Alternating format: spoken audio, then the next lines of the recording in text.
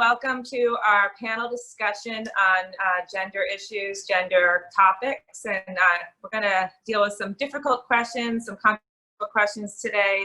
My name is Jackie Henderson. I'm really excited to be the moderator today, and we have a wonderful panel of individuals who are here to share their experience.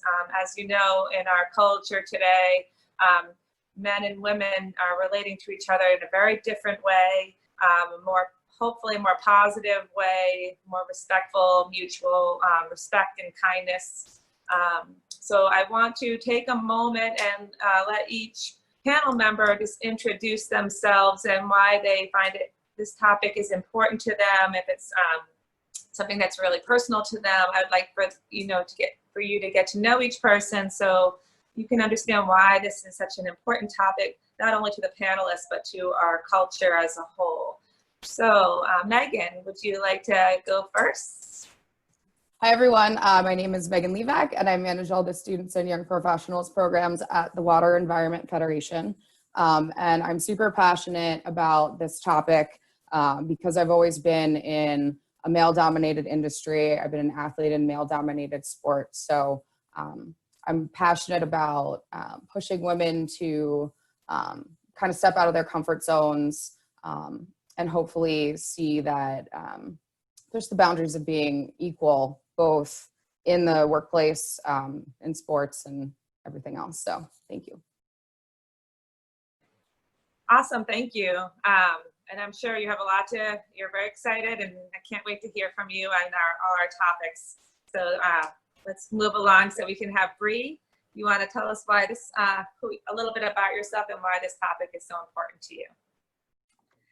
Hi, I'm Bree Nakamura. I am the practice leader of innovation here at the Water Environment Federation.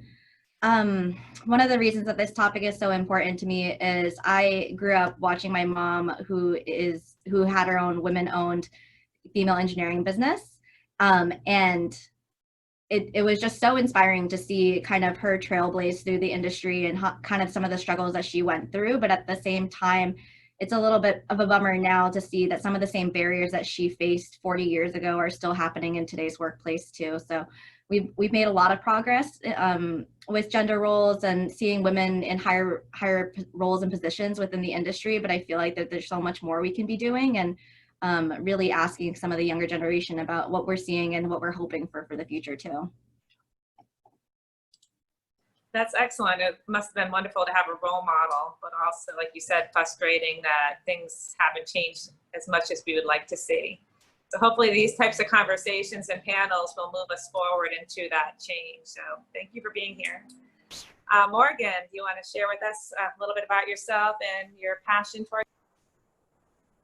Sure. Hi, my name's Morgan Brown. I work at the Water Environment Federation. I'm a technical programs manager. And I found this topic to be really interesting because I don't think we talk a lot about controversial questions as much as we maybe should. I think that you have a lot to learn from people that maybe don't always have the same opinion as you. So I think it's really good to start talking and having these conversations, especially about gender roles, as we're trying to make sure that women are better represented and have more equality in the workforce. Thank you so much. And yeah, I agree. These conversations can be difficult, but they're so important, right? And so that's why we've actually this year, which I'm really excited, we've included some men into our panel because it's hard to talk about gender issues with just females, because if we want to influence change, we need both sexes, right, to be there to join us. So I would like to include Patrick next to share about himself and his, what his inspiration is for being on the panel. Thanks, Jackie. My name is Patrick Doobie, and I am the biosolids practice lead at the Water Environment Federation. And I'm looking forward to this panel today. I feel like we don't talk about these things quite enough. And so I'm looking forward to hearing from perspectives from all the other women on the panel and Pono as well, and just try and kind of learn as much as possible. And, hopefully have a really good conversation today. Looking forward to it. Excellent, thank you so much. And last but not least is Pono. Thank you for being here, and Please introduce yourself and tell us why this is important to you. I'm Pono Hansen, and I work as a project manager for a company called Brown and Caldwell. I am excited to be here and participate in today's panel, as I feel like I personally have a lot to learn from the other panelists here. In addition to kind of being someone that is an underrepresented minority person in the industry that I participate in. So very excited to participate, and thank you for having me. Thank you, Pono. Can you share your ethnicity or how you're Yes, that part of you? I'm actually part Native Hawaiian and Chinese. Excellent, thank you. Thank you for sharing that. So what I want to do is talk a little bit about languaging and how we speak to each other. And I think this is really, really a major issue of being more respectful and understanding and getting past our own, not just biases, but things we just got used to. So I'm going to share a real quick experience that I had when I was in my graduate program. I was taking a class in social justice and multicultural issues. And my teacher walked in and she said, "Hey girls." And then we just all got really uncomfortable because there was guys in the class too. And she turned around, she's like, "What?" I'm like, "Well," someone said, "Well, you just called us all girls." She said, "Hey girls, but there's guys in the class." She goes, "Well, if I came in and said, 'Hey guys,' would you think anything of it?" And we were like, wow, no, we wouldn't, because how many times have we all been included in, "Hey guys," you do it. I mean, every time I say, "Hey guys," I feel it. I'm like, oh gosh, it's so like old school language, you know? So that was a real eye opener for me, that language really says a lot about our belief system and what we've gotten used to, right? And we also have this new form of language coming up, which is, you know, kind of trendy and, you know, I don't know, cutesy almost. So the topic we're going to talk about is the language around a woman and a female becoming a boss, right? So we see a woman as a boss, and she sees herself as a boss, but she we kind of say boss lady, boss, this cutesy kind of term that we add to it. And why can't a female boss just be a boss and not a boss lady? Or why do we have to add a gender to her version of being a boss? So this is a question that I want to pose to the panel. How do we have this language for a woman that's different than a man? Why can't we just be a boss straight across? And I want to have Megan start us out on this topic, because I know she's been dying to jump in on this one. So Megan, you want to share your thoughts on this language around boss lady and cutesy language around that topic, and how can we start to facilitate change around that? Yeah, so thank you, Jackie. I am super passionate about this topic. And when I had first started seeing the t-shirts and the mugs and everything that said Lady Boss, I was like, oh, these are kind of fun. And I kind of bought into it for a minute. And then I really thought about what that meant. And I'm like, why are we labeling each other the lady boss or girl boss? Why can't women just be called a boss? I mean, a man can. It's not like we're saying, oh, this is a man boss. Why is it necessary to put that there? We're creating this double meaning for gender. So trying to break that, I think it's just really empowering women to say, listen, you don't have to describe yourself like this. A boss is a boss. If you want that corner office, start just saying, okay, I can be here. I have the power to be here. It's not like we hear women saying, oh, I'm like a girl doctor or a lady doctor, or I'm like a girl lawyer. No, girlfriend, you're a doctor. You're a lawyer. You went to school for all of those. I mean, you worked hard to be where you are. So I think kind of changing that mindset and educating women, okay, this might be cute on surface level, but if you really think about it, just being aware that that's not necessarily a good thing. And I know that there's various opinions of that and a lot of people embrace it, but just knowing that there's a whole other side to that. And I think if we're fighting for this gender equality, we really need to avoid designating ourselves and focusing on gender.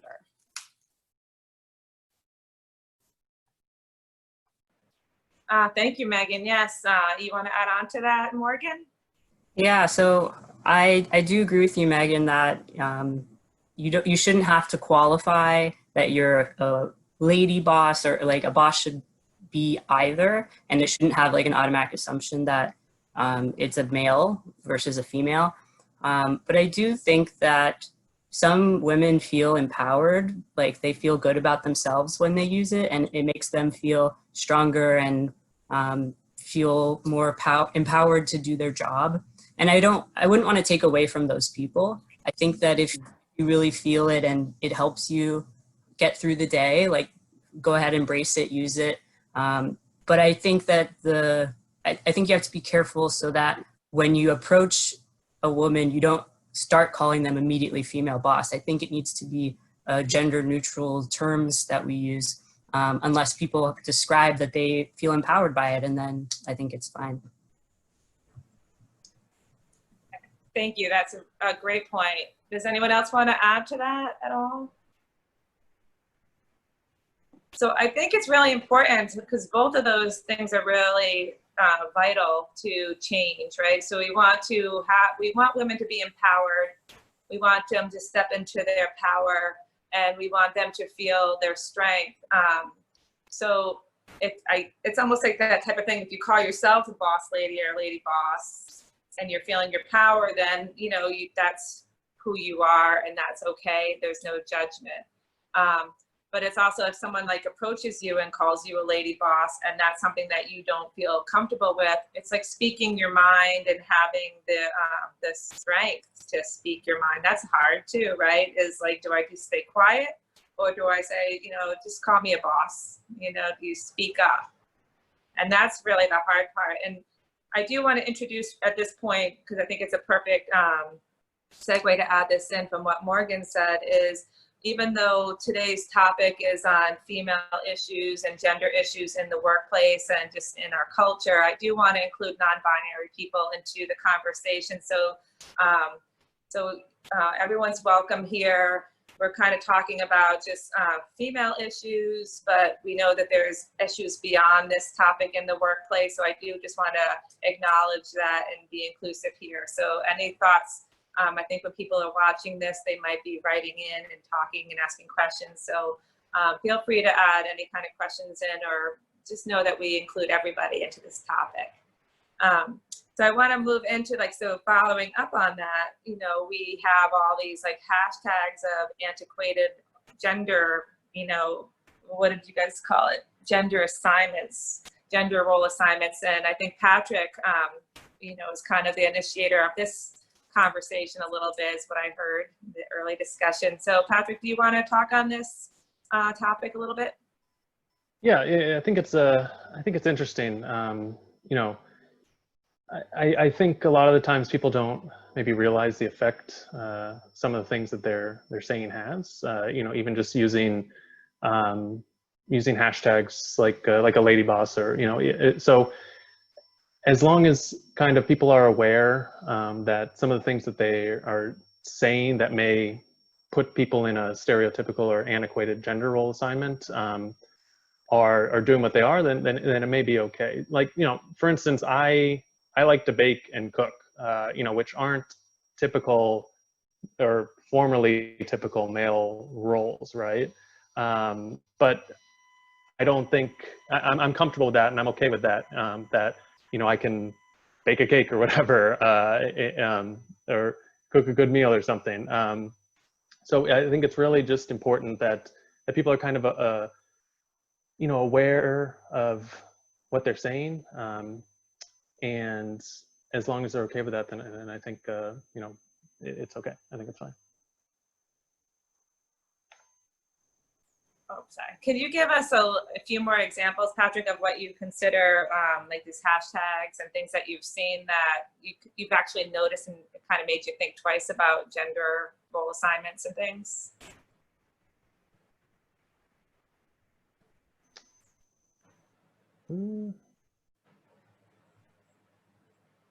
It's okay, or someone, Yeah, if anyone else yeah, has I can't any, think of if any anyone off the top of my else has any I have previous one. flashbacks. Okay, Yeah, great. like a girl. Like people tell me you're strong for a girl. No, I'm just strong. Why do you have to put like a girl after that? And I know like in sports, like I am, it's always, I play like a girl, like a girl. Like, I don't know. It kind of, it gets to me a little bit because you shouldn't have to say for a girl after that. And I know other people can find that motivating, like, okay, like this is empowering me. And I totally support that. If that's what makes them excited, if that's what makes them inspired and motivated, I mean, I absolutely think that they should use that, but just know that there's that other side. Right. Go ahead, Morgan, you wanted to add to that? Yeah, what Megan was saying just kind of reminded me, I know back when I was in high school, our mascot was the Spartans, but all of the women's teams were always the Lady Spartans. And I never understood why, because Spartans could be men or women. So it just reminded me of that, and that it's like so ingrained in a lot of different places where you don't even realize it. And so I think we just need to start paying attention to where you actually see that language used, and everywhere. Thank you. Yep. Bree, you want to add on?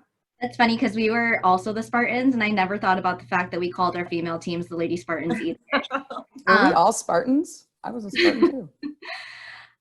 But I mean, and I was even just thinking beyond just the hashtags and things. I mean, these like gender role assignments are still clearly existing in the workplace. I think back to my first job, where I did a lot of site visits. And I never got to drive. Granted, I am not the best driver, and I recognize that, but the men always drove.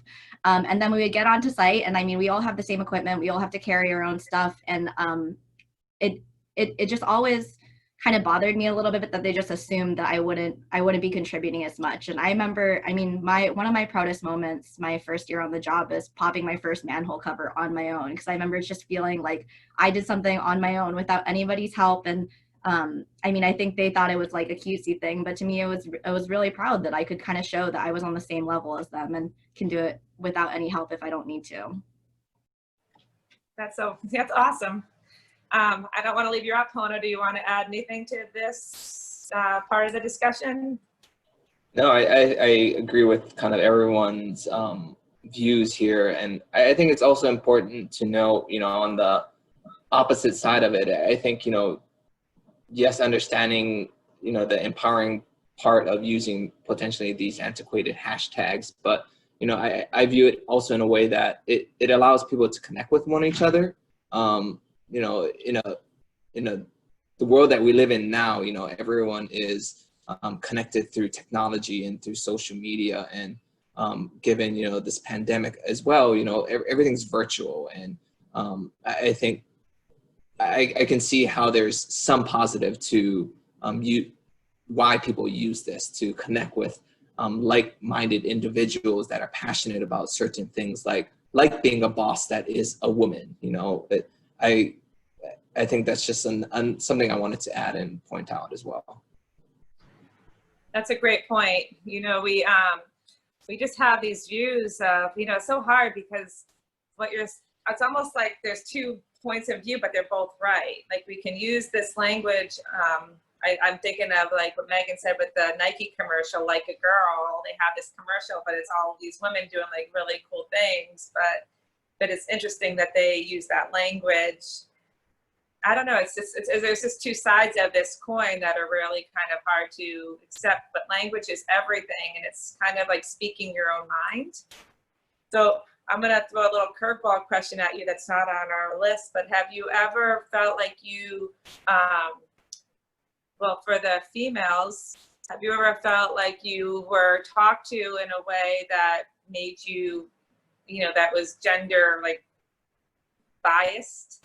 And meant for the men on the panel, if you can think of a time where you realized you used a gender bias sort of term or talk that way, and then you had to kind of backtrack and correct it. So I'm just kind of exploring your own experience with this, like when you felt less than, or you use language to make someone feel less than. Go ahead, Bree. I mean, I think the whole thing about the language too is the sad part is that we're still not really at a place where we're all seen kind of at an equal playing field. And the fact that we are females in the water space, or I mean, in STEM generally, are still something that's makes us stand out and kind of almost defines or helps people remember who we are. So kind of your question about using terminology that's kind of made me feel lesser is I've very commonly been referred to as like the cute Asian girl when people are trying to remember who I am, or oh, I met you before because I remember you because you were the cute Asian girl or something like that. And the fact is that like there's just not enough of us in the field, and we're not seen as kind of the normal. So our gender always kind of comes up as a way that people remember who we are too.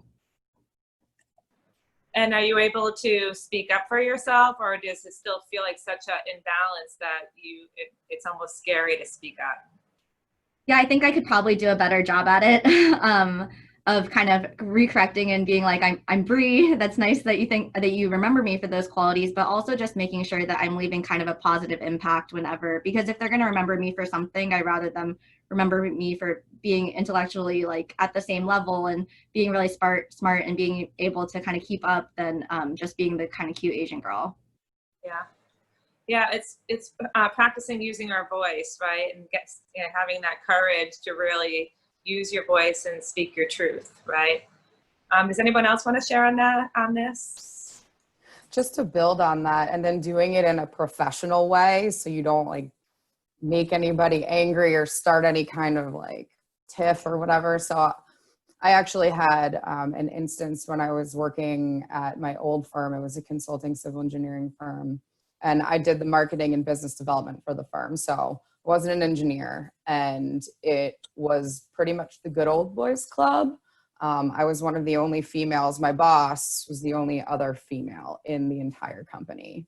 It wasn't very big, but still, that says a lot. And I remember sitting in on a meeting. I was working on a really big proposal for one of our major clients. And one of the men that was in there, he kept talking over me and pretty much just asked me to make copies and go get the food.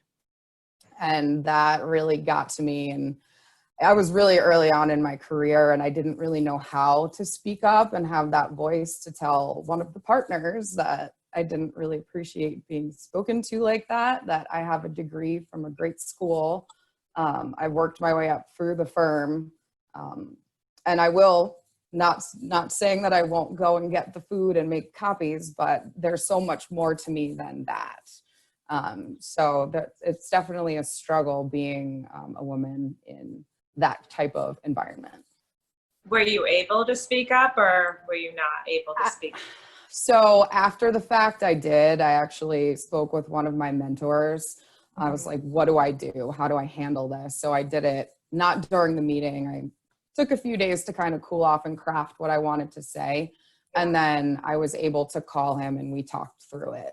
And he was receptive. He didn't really change, but at least he was receptive to what I had to say and respectful.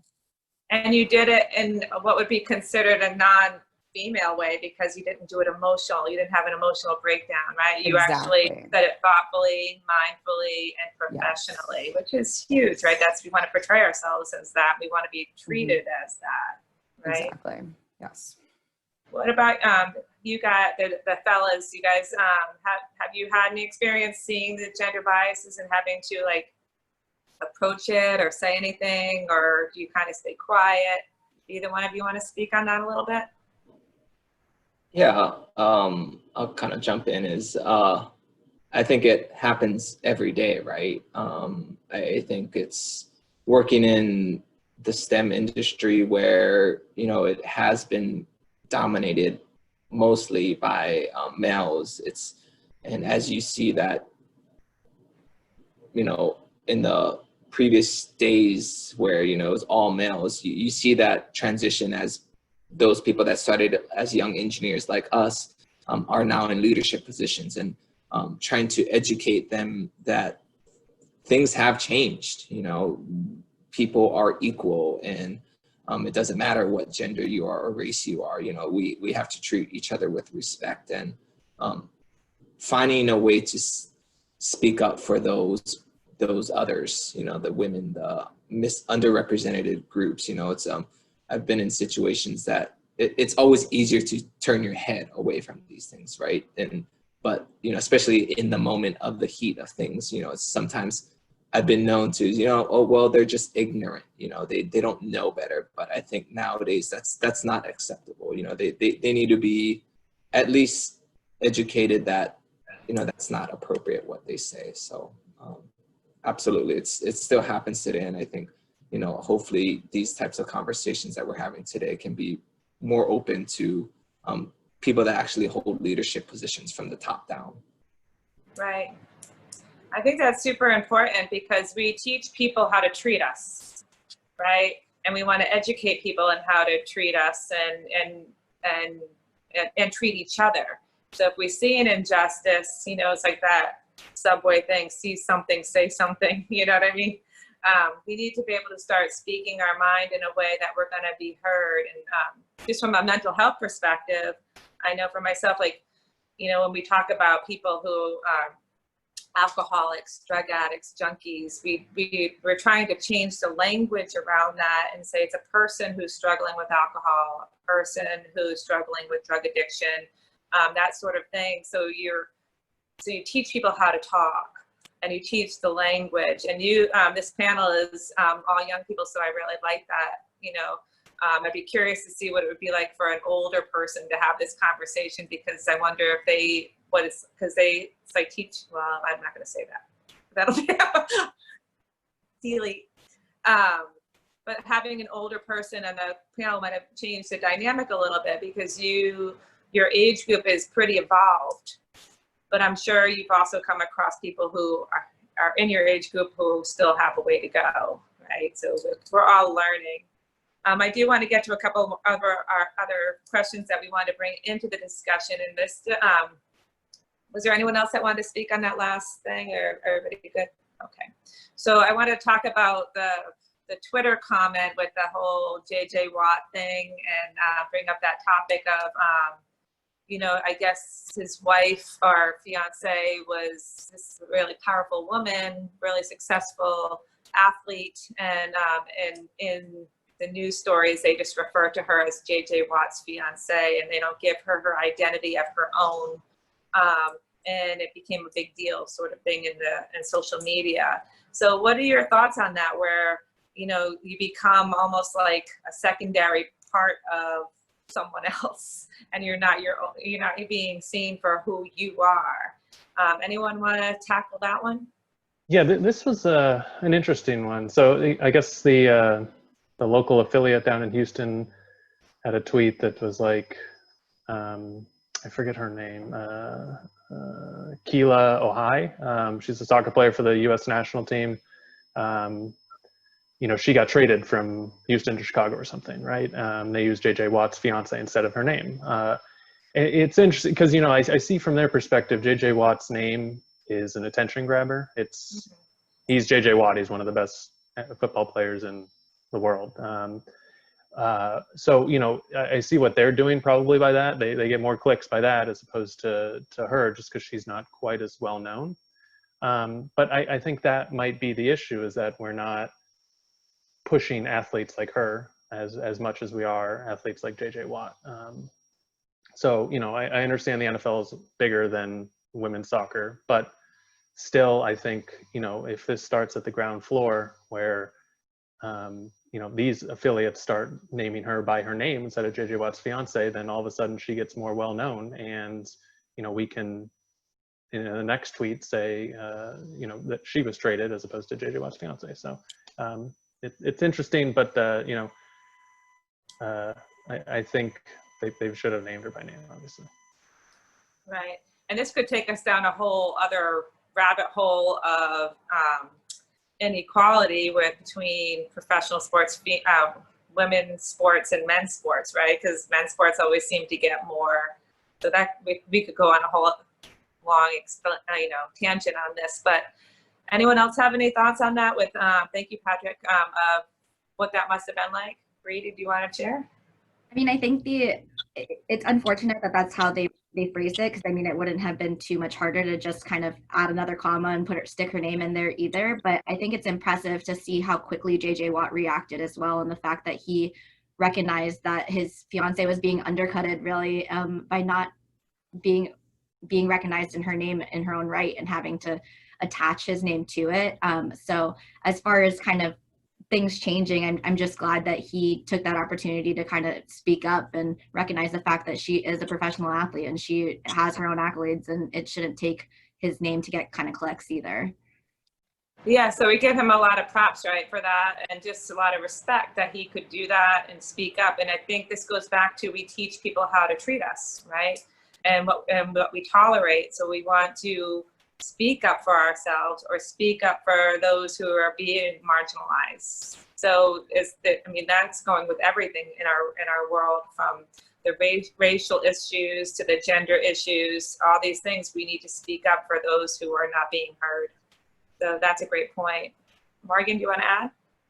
Yeah, I was going to say the fact that J.J. Watt spoke up is a great way to show how you can empower others. And it kind of goes along with one of the questions we had talked about that's on our list is, can men empower women? And I think this is one example of how they can do that. But at the same time, I'm hesitant to give so much praise to J.J. Watt because he's doing what should be done, and you can like toe the line of like praising people for doing what should be expected instead of going above and beyond. They're just doing what they should be doing. So there's some controversy to me in that aspect of it. Well, I appreciate that, because why aren't people doing this anyway? But like we said, people need to be taught.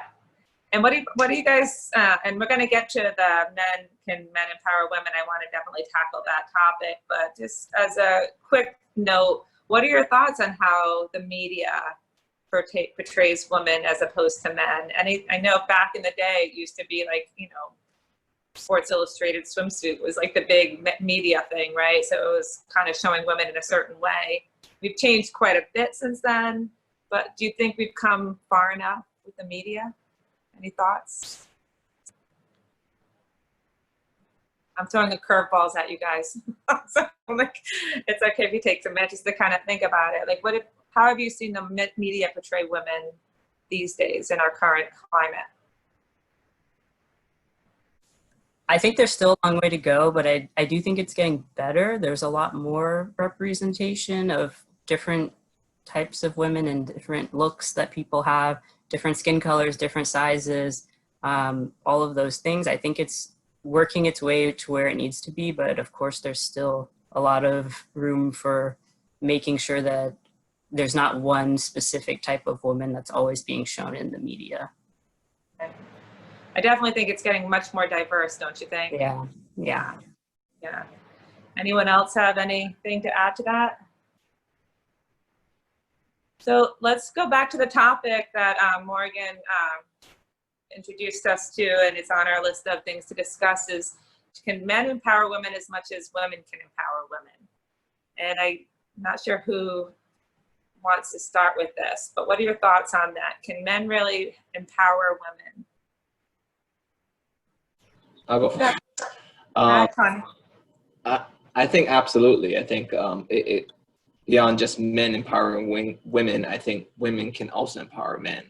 And that's important. And I'm not sure if there's, in my opinion, that there's a higher impact if men were to empower women, or if a woman was to empower other women. But what I've seen in the industry is that I think sometimes women like to empower each other, but sometimes I almost think that they're a little bit harder on each other too, because they want to build each other up, and kind of some of those antiquated like hashtags that empower them and connect them with each other to understand, hey, we're like each other, we have similar passions, we're intelligent, and we can work together to bring equality between gender roles and gender assignments. So that's kind of my input. Yeah, I think that's a great point, because there is some competitive with females, right? And we want to be of that mindset of like fixing each other's crowns, you know? So what do you ladies think of that? Bree, you want to add? Well, I was going to add, I think it's just everyday things that both men and women can be doing to kind of help make the playing field a little bit more even, that it does make people feel valued regardless of gender too. Like, for example, I think of our boss who we work with does a really always makes it a point to say when we're talking to other people and talking to volunteers or other leadership from other organizations, to always make it a point that he's like, I am not your boss. I don't want you guys to refer to me as your boss. I rather you refer to me as your colleague, because really we are colleagues. We all work at the same place. There's no need for you to address me as your boss when really we're colleagues and we're on the same playing field. And yes, I might have a little bit more experience, but that doesn't take away from the fact that we are colleagues and we work on the same things, the same place. And I think just even little things like that really help kind of show people that we're not below just because we're female. It doesn't mean that we're just there to get coffee and take notes, that we're really kind of at the same level too. That's excellent. It's a good role model, huh? Definitely. Yeah. Anybody else want to add to that? I do think that, of course, I agree that men are able to empower women, but I do kind of see where it's coming from, that women might feel, get a little bit more in terms of like emotional support when women are uplifting each other. There is something special about that, and I don't want to take away from that type of special moment. But I do think that in order to make progress and have equality, you have to involve men in these conversations and have everybody sort of backing this idea. Right. Excellent point. Anyone else want to add in? Go ahead, Yeah, Megan. Morgan, I totally agree with you on that. And just getting men on board to be our cheerleaders as well. And probably shouldn't have said it that way, but just being on our side and really helping us and pushing us. And they also offer a different perspective, which I think is really helpful as well. Like women groups will offer that support in fixing the crown, but I think that men also offer a really valuable perspective and can offer really good advice. So yeah, definitely both ways. Thank you. How about you, Patrick? You want to add into this a little bit? Yeah, I think I agree kind of with what everyone said. That, you know, I'm not sure empowerment is necessarily a gender-specific thing. I think people who are good at empowering others are good at empowering both males and females equally. And you know, I think empowerment's about kind of being able to relate to people, being able to, you know, talk to them on an even level. And so, you know, that may be harder between a male and a female, or a female and a male. But I think we should all strive to kind of be good at empowering other people, as a, you know, whether they're male or female. Right. I think that's true. It's not empowerment isn't gender based, right? We can all cheer each other on. And so that's really important for all of us to do. My mind starts going and I can go off on tangents, so I'm trying to control myself. So we're gonna have to kind of start to move toward a closing here. So what I'd like to do is have each person kind of think about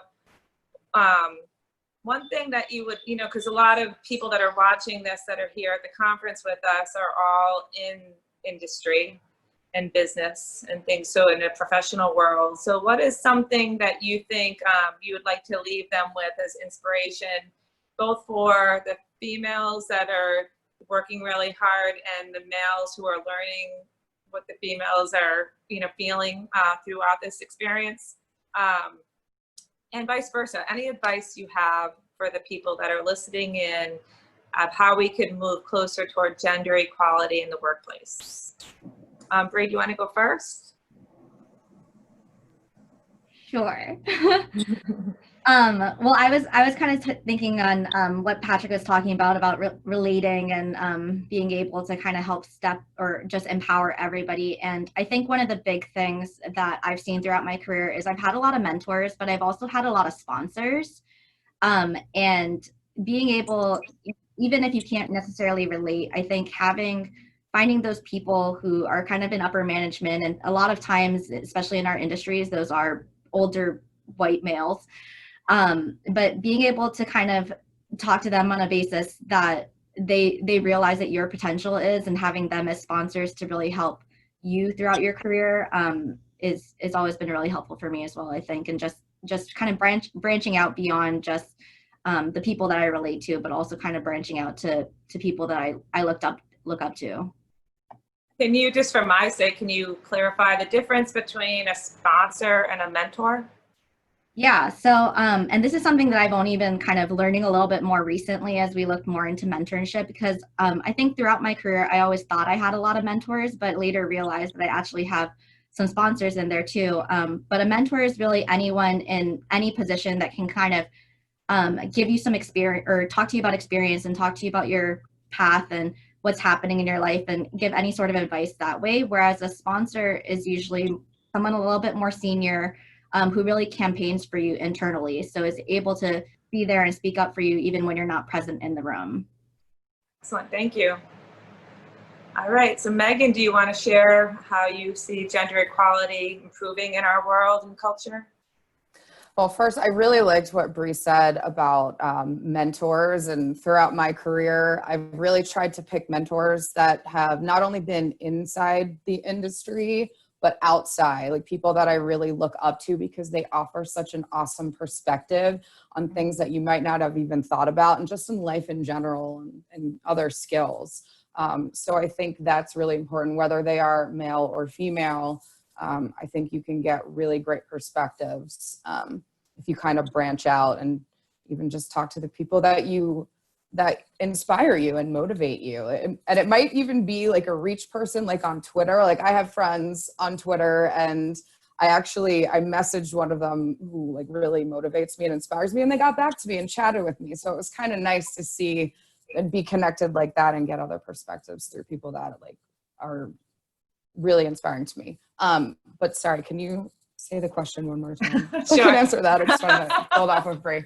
So really just like, I mean, I think that's a great thing, is staying close to mentors. How do we get gender equality to really be uplifted in our industries, in work offices, corporations? I think the one word that really comes to mind is awareness. Just being aware of how you speak, some of the things that you do, the way that you act, and really working on being more inclusive. And that takes a little bit more work, I guess. Just kind of thinking, like when you were saying, hey guys, I've noticed when I say that, and I feel that in the pit of my stomach. I'm like, no, I need to stop saying that. I want to say like, hey y'all, or hey all, or something like that. So just really bringing that awareness to the table, I think, is really important. Excellent.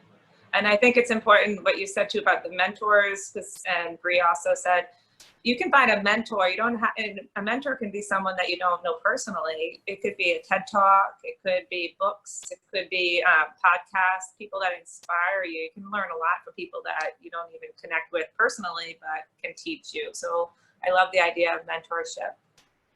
Patrick, do you want to go next? Sure.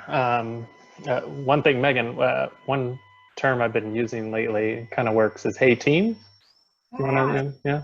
Hey guys, hey girls, hey team instead. Yeah, no, I think one thing I've been trying to work on, so, you know, not only with gender, but with everything that's been happening in the country in terms of race and everything else. You know, I am a white male. I realize that I am now realizing how much privilege I've had. So I think it's a matter of, now that I've realized that, kind of learning, listening, and trying to actually put that into practice and like help out where I can. I think Pono had an example of, you know, people saying inappropriate things during a meeting or just in whatever setting. And I have seen that, and I haven't spoken up. So like in the future, you know, I'd like to speak up and just try and be more aware of things that are going on and actively trying to help out with that. That's wonderful. It's a learning process, right? We're all learning this as we go. How about you, Pono?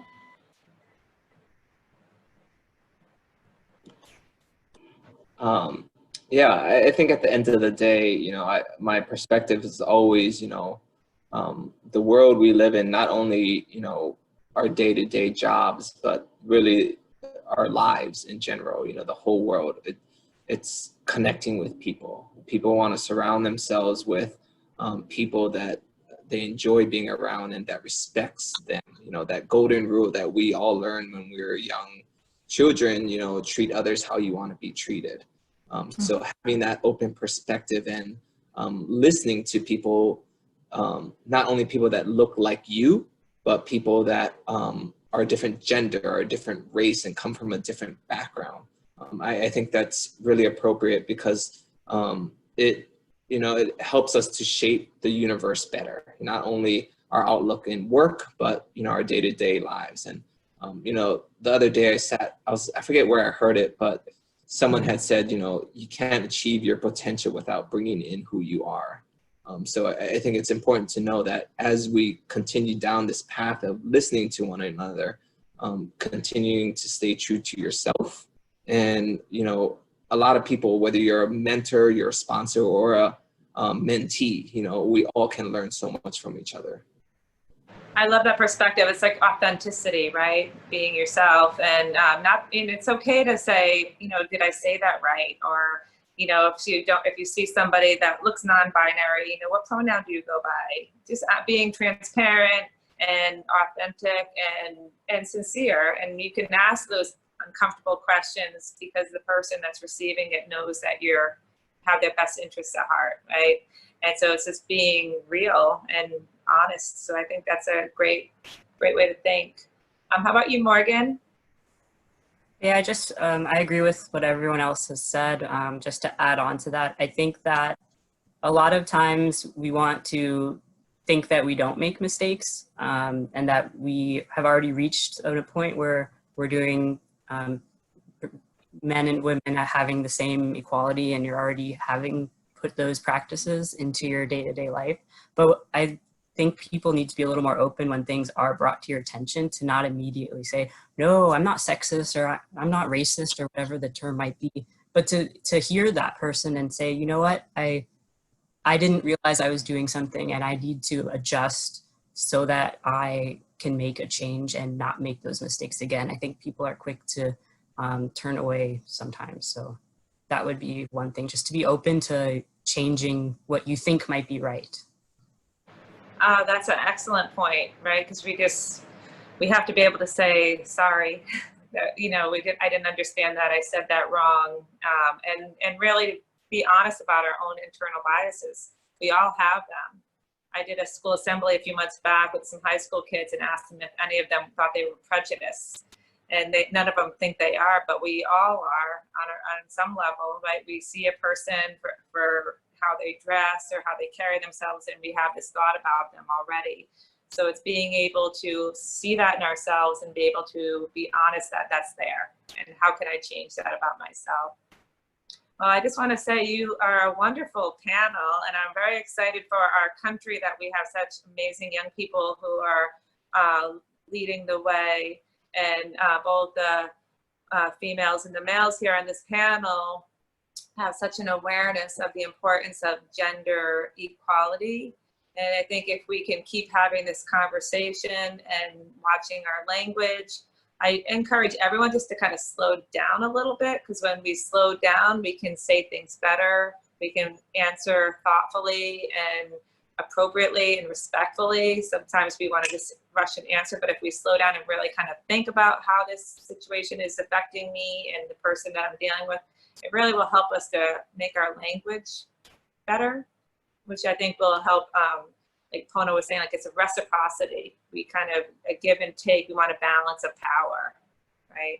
So I want to thank each person for being here today. I hope that you enjoyed being on the panel, and I look forward to seeing you guys again in the future. And I wish you all the best as you move forward. So thank you all.